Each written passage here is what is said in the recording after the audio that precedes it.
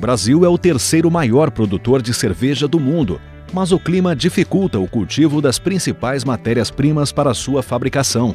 Pensando nisso, o pesquisador Javier Romero, da Unesp de São José do Rio Preto, fala sobre o uso de novas tecnologias voltadas ao mercado cervejeiro.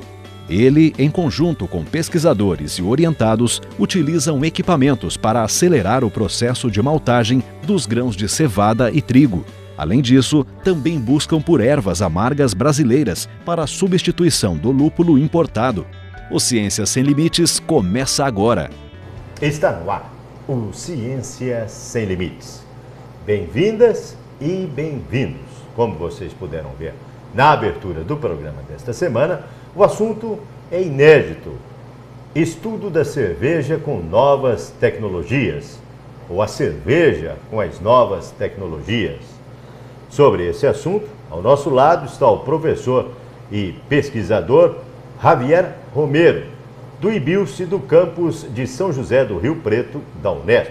Professor, prazer em tê-lo no Ciência Sem Limites. Também eu agradeço a oportunidade de poder divulgar os trabalhos que a gente faz. A Unesp é um lugar que eu já tenho quase 25 anos trabalhando, não? Então, para mim, é bastante bom. Antes da gente entrar no assunto, quem está nos assistindo, nós queremos saber da sua trajetória acadêmica, né? Qual a sua formação acadêmica, e todos vão perceber que ele não fala assim, o português correto. O senhor não é do Brasil, né, professor? Não, eu sou mexicano, eu sou de uma cidade que se chama Orizaba, justamente uma das primeiras cervejarias que teve o México. Hoje em dia, essa cervejaria já pertence a Heineken. A Heineken comprou. Antes aqui era Sol, não? Chegou a ter a cerveja Sol. É uma das maiores empresas de cerveja do México e do mundo, não? Hoje, o México, uma grande produção da cerveja mexicana é exportada para os Estados Unidos. Os Estados Unidos também são grandes consumidores de cerveja, assim como os brasileiros. Então, eu sou mexicano dessa cidade de Orizaba. E a sua formação acadêmica? Eu sou engenheiro químico, formado pelo México. Eu fiz mestrado e doutorado aqui na Unicamp, em Campinas. Eu sou engenheiro químico, mas tenho mestrado e doutorado em engenharia de alimentos. E aí, terminando o doutorado, ingressou na Unesp? Eu vim para cá, a convite de pesquisadores que já não estão nem aqui, não? Eles me convidaram. Eu primeiro vim como bolsista, mas já ao começo eu vim como bolsista, mas já depois eu terminei ficando. Fiz concurso. Rio Preto tem curso de alimentos? Sim. O senhor está inserido dentro do contexto? Claro, eu gostei bastante. Perfeito. Agora nós vamos entrar no tema do programa. Por que usar novas tecnologias na produção de cerveja? Bom, o Brasil é um dos maiores consumidores mundiais de cerveja. Lógico, pela população, que é grande população, é um país tropical, cerveja termina sendo ainda uma bebida não cara. E o brasileiro gosta da cerveja? O brasileiro gosta. Bom, e o Brasil não é autossuficiente em malte para a produção de cerveja. Por quê? O malte é feito da cevada. Então, na cevada, antigamente pensavam, porque cevada só se dá em climas mais frios.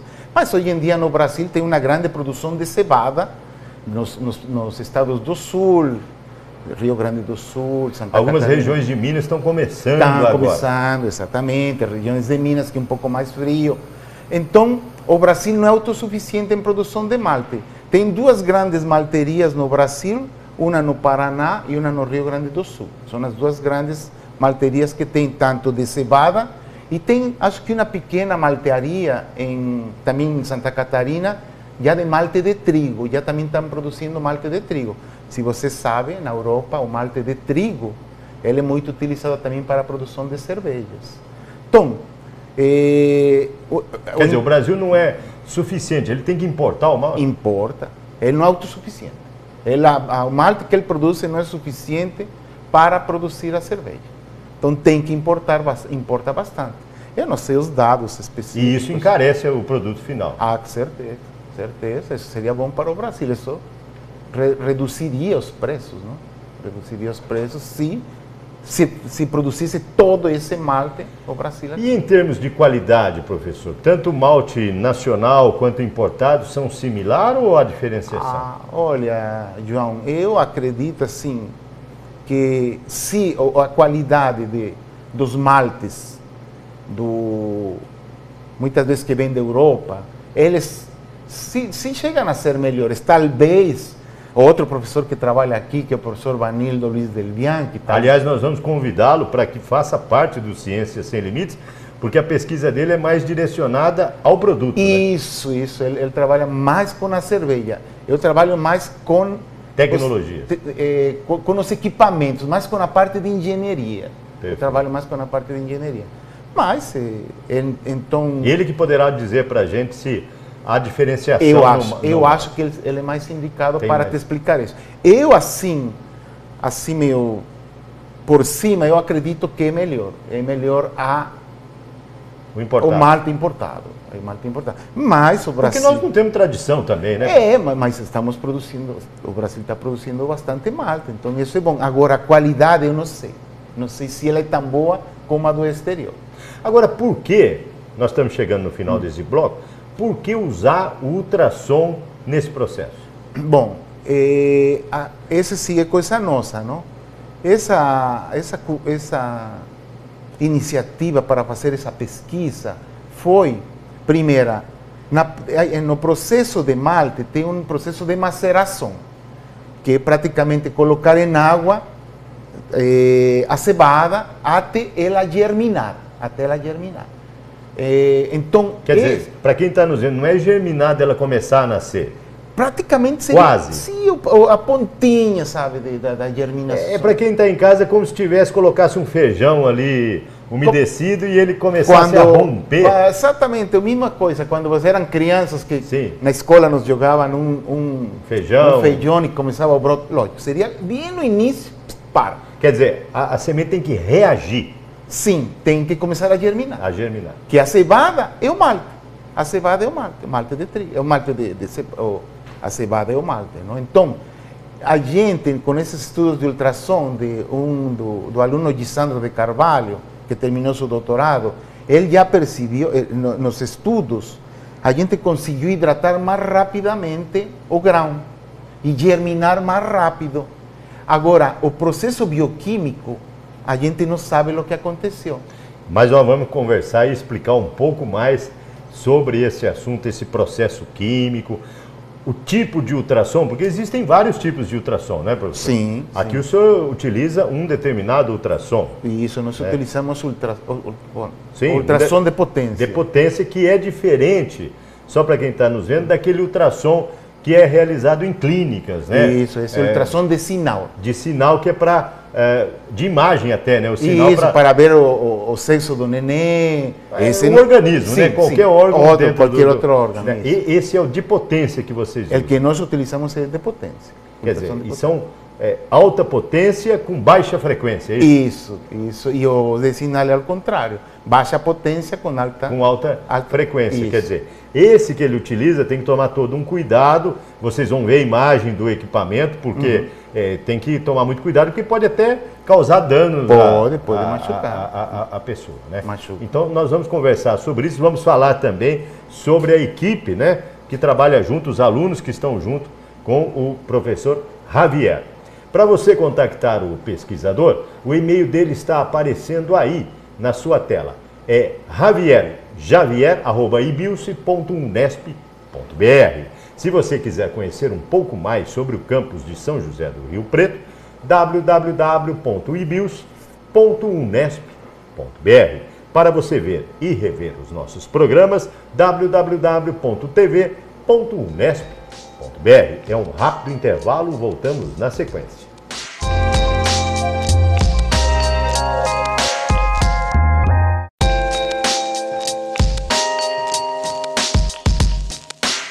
O Ciências Sem Limites está de volta. E como vocês podem ver, é um assunto inédito dentro do Ciências Sem Limites. Cerveja com as novas tecnologias. Sobre esse assunto, ao nosso lado está o professor e pesquisador Javier Teles Romero, que pertence ao Instituto de Biociências e Letras e Ciências Exatas do campus de São José do Rio Preto, da Unesp. Professor, nós terminamos falando de ultrassom aplicado à cevada, mas nós queremos saber se o ultrassom é um assunto relativamente novo e o senhor não fez pesquisas só na parte de grãos, e sim com outros alimentos também? Sim, eu já trabalhei com queijo, e tem outras pessoas que trabalham com carne, aqui mesmo dentro do instituto. Tem pessoas que trabalham com ultrassom com a carne, que, por exemplo, reduzem o teor de sal na carne, e, por exemplo, de presunto, reduzir o teor de sal e ver se com ultrassom a qualidade do produto não muda. Esse mesmo ultrassom que... É o mesmo ultrassom. Esse que a gente está vendo aí. Sim, o mesmo ultrassom. Eu, na Espanha, trabalhei com um ultrassom de sinal para medir a velocidade do som em queijos, e a partir da velocidade do som você consegue conhecer a composição do queijo. As propriedades do queijo? As propriedades do queijo, sem necessidade de fazer uma análise completa. Então, tem esse E essa análise que o senhor fez dos queijos, o senhor fez na Espanha e aplicou aqui no Brasil também? Não, ainda não hemos conseguido, aí é um pouco mais difícil. Por quê? A tecnologia, os equipamentos são um pouco mais difíceis de construir. Agora tem um aluno nosso de doutorado que está fazendo sua parte experimental na Universidade Politécnica de Valência. E ele, eu acredito, por ser uma pessoa mais jovem, eu acredito que ele vai conseguir trazer isso para cá. Eu acredito. E comparativamente, fazendo a análise com ultrassom, os resultados estão sendo similares ao de uma análise mais detalhada? Bem similares, bem similares. Hoje em dia já se utiliza esse tipo de tecnologia para medir essas composições na Europa. Acredito que também aqui no Brasil. Aqui no Brasil, alguma instituição se interessou por essa pesquisa de novas tecnologias na cevada? Se interessou. Já tem um pessoal de uma cooperativa que se interessa, nos ajuda, fornecendo a cevada, por exemplo. Nos convida para conhecer, ver como é o processo, o mais real possível. Agora, quem está em casa pode estar nos perguntando, com as suas pesquisas, dos seus alunos, o que acelerou no processo comparativamente com a indústria? Bom, na indústria demora aproximadamente 48 horas para essa maceração. Quer dizer, para ele germinar. Isso, para ele germinar. Com isso, quase em um dia, diminui em um dia quase. Quer dizer, 24 horas a menos. A menos. Quer dizer, quem está em casa pode estar pensando numa cervejaria que são toneladas e toneladas, eles têm que ter silos, né, containers gigantescos. Sim, são gigantescos. Né, com água e tal, para poder fazer em 2 dias para tirar uma produção. E com a sua pesquisa... Pode ser que demore um dia. A menos. A menos. Em todo o processo. Em todo o processo. Então a lucratividade é muito maior, né, professor? É maior. Agora, tem uma pesquisa que o professor Vanildo vai realizar para ver se não é modificado o sabor, a química da cevada. Do grão. Do grão. Quer dizer, vocês conseguiram esse fato inédito, é uma pesquisa inédita no Brasil. É isso, inédito, né, essa parte é de vanguarda e inédita, e a Unesp está à frente disso. Inédito, né? isso é inédito. E vocês conseguiram isso. Agora, a segunda etapa é analisar se há uma modificação. O que o ultrassom faz ali no seu ponto de vista? Então, o ultrassom o que faz é modifica a estrutura. Molecular ou não? Eu acho que física. Física. Física. Modifica, faz com que a água penetre mais fácil e facilita a germinação. Porque germina mais rápido. Agora, vocês só fizeram com cevada, nenhum outro tipo de semente? Tem outro tipo de... Tem uma menina que agora também vai fazer o malte de trigo. Usando este processo? Usando esse processo.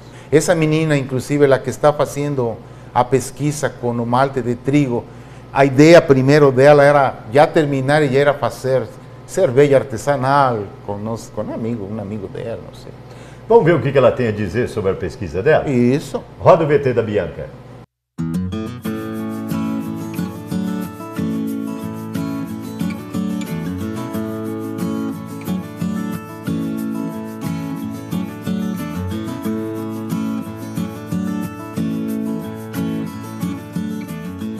A pesquisa que eu realizo juntamente com o professor Javier é relacionado com a produção do malte de trigo. Nós avaliamos a influência da aplicação do ultrassom durante o processo de hidratação, que é uma das etapas de produção do malte. E aí, a partir disso, a gente consegue estudar se há um aumento ou não de tempo durante esse processo para tentar otimizar a produção de malte. Atualmente, a pesquisa vem sendo desenvolvida, alguns testes já foram realizados e, ao que tudo indica, é que sim, há uma eficiência em relação a esse processo de hidratação. Os grãos de trigo, eles hidratam mais rapidamente e, consequentemente, acontece uma germinação melhor também dos grãos. Então, ao que tudo indica, é que sim, que o processo de aplicação do ultrassom é viável.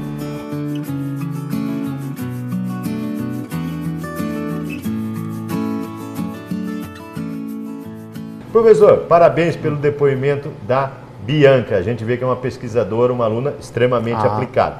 Agora, comparativamente, professor, vocês usam esse equipamento que a gente está vendo aí e aplicam em torno do quê? 2 quilos de... Eles estão fazendo em 2 quilos. Em 2 quilos. E para uma tonelada? Aí que está, João. É que assim, as pesquisas são assim, a gente começa quase qualitativamente e depois para ampliação aí é outro passo, aí é um passo.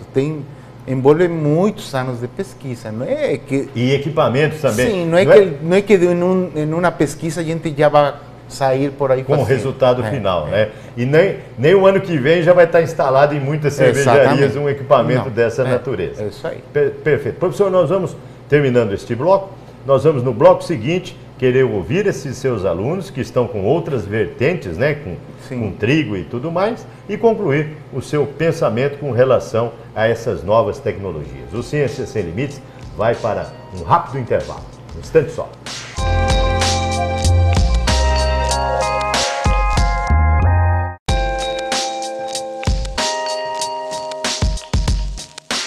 O Ciências Sem Limites está de volta. O assunto inédito dentro do Ciências Sem Limites com essa pesquisa inédita no Brasil. Cerveja com as novas tecnologias. Sobre esse assunto, ao nosso lado está o professor e pesquisador Javier Teles Romero, aqui do IBILCE do campus de São José do Rio Preto, da Unesp. Professor, falamos aí das vertentes das pesquisas, das indústrias, como essas pesquisas ou a sua pesquisa poderá auxiliar as indústrias, claro que num futuro relativamente distante, não é uma coisa rápida, mas é o primeiro passo que o senhor e a sua equipe está conseguindo, né, professor? Sim. É um fator inédito isso. Sim. Isso aí, ó, como você falou, todo mundo acha, você já vai sair por aí colocando ultrassom e vai produzir um monte de malte. Não é bem assim.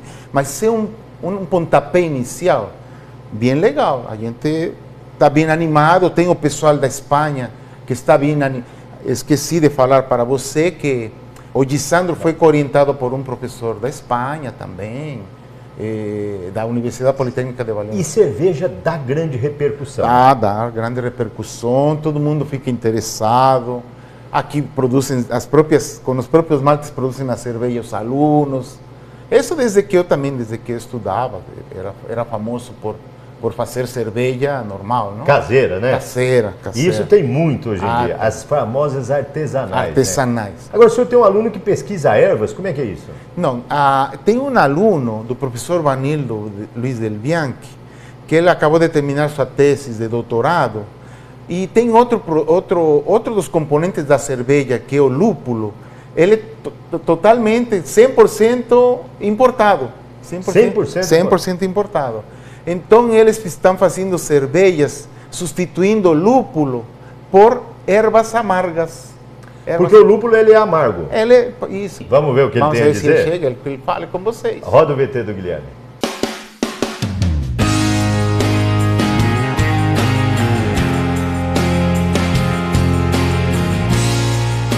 Minha pesquisa de doutorado foi trabalhar com a substituição do lúpulo por plantas amargas brasileiras para a substituição do lúpulo no processo de cerveja. A ideia é que o lúpulo é uma planta geralmente utilizada no processo cervejeiro, que ela vai dar tanto aroma quanto amargor na cerveja. Não tem condições ideais para se plantar lúpulo no Brasil. Então a nossa ideia é por que não aproveitar a biodiversidade brasileira para utilizar essas plantas, que também são bastante utilizadas na medicina popular, para conferir esse amargor característico na cerveja artesanal.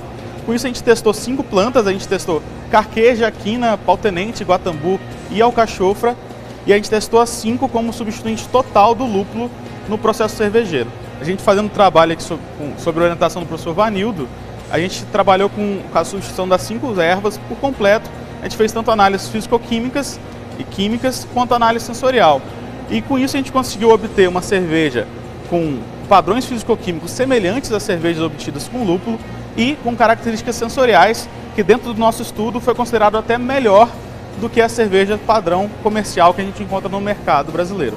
Nós trabalhamos com a American Lager, que seria a cerveja Pilsen tradicional, que é a mais comercializada no Brasil.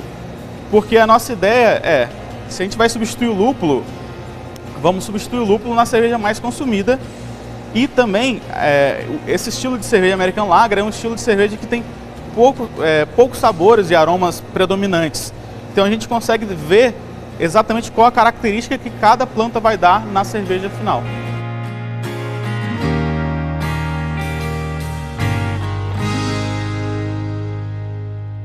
Tem a Maria Júlia. Isso. Vamos ver o que ela tem a dizer? A Maria Júlia, ela trabalha com também ultrassom de potência, e o objetivo dela é desidratar gengibre de maneira osmótica, que chamam de desidratação osmótica. O que é desidratação osmótica? Não é mais que retirar água e colocar açúcar dentro. Vamos ver o que ela tem a nos dizer? Sim. Roda o VT da Maria Júlia.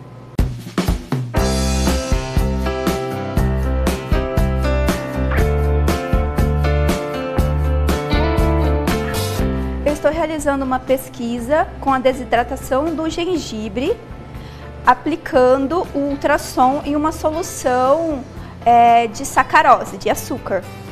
Em que nessa pesquisa a gente desenvolve um estudo para ver se realmente o açúcar está impregnando no gengibre e está saindo uma quantidade de água do gengibre, ocasionando a desidratação. Eu já realizei alguns testes iniciais em que já comprovaram que realmente a aplicação do ultrassom facilita a perda de água e realmente impregna o açúcar no gengibre. O objetivo final da pesquisa é eu saber realmente se a aplicação do ultrassom influencia mesmo, tipo assim, em relação, seria um ponto positivo utilizar essa nova tecnologia de ultrassom na desidratação de qualquer alimento, seria do gengibre ou de outra fruta, ou até mesmo em carnes.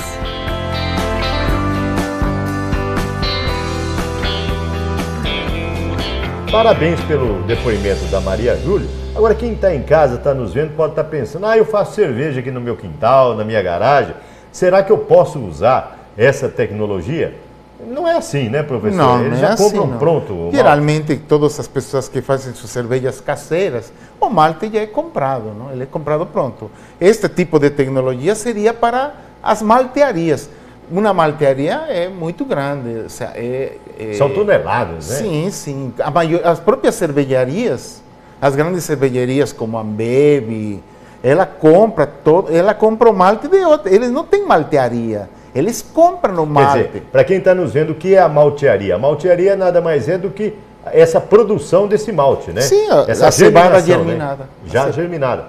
E chega em caminhões com toneladas e toneladas. Sim, sim, né? sim. Aí já vai dentro desse malte, é onde vão essas enzimas que conviertem os açúcares conviertem o amido em açúcar A fermentação. para virar álcool, virar o álcool da cerveja. Quer dizer, então quem está em casa pode ficar tranquilo que não é utilizar esse ultrassom que o professor está aplicando na pesquisa em benefício da sua produção artesanal, né? Não. Impossível isso. Não.